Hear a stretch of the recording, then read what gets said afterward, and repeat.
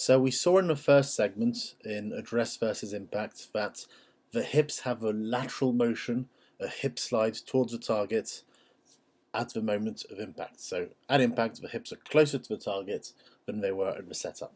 Here I'm going to give you the second point, the second difference between address and impact, and that is the rotation of the hips. So the hips have a slide, a lateral movement, a side bend, but they also have a rotary movement.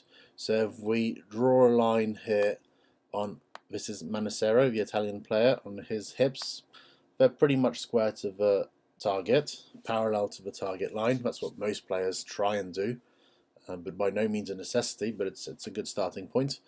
And if we look at impact, we'll see that it's very different in the sense that his hips are now open to the target. If we look at Mickelson on the right hand side here, same thing, the hips are more open to the target than they were at address. Lucas Glover, Jim Furyk, it's going to be the same thing. So hips pretty square, and compared to the address position, the hips are going to be more open at impact.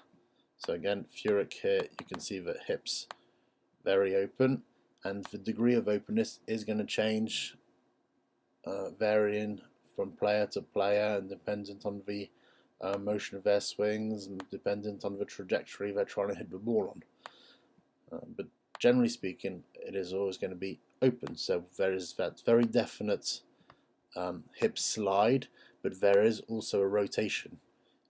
Good golfers need both if they want to be successful. Graham McDowell on the right here, again you can see at impact hips are more open than they were at address. Charlie Hoffman on the left here, same thing, hips more open at address. So that's the second important difference between address position and impact position. Remember, these are not the same. There is a hip slide, there is a rotation also. Thank you, bye.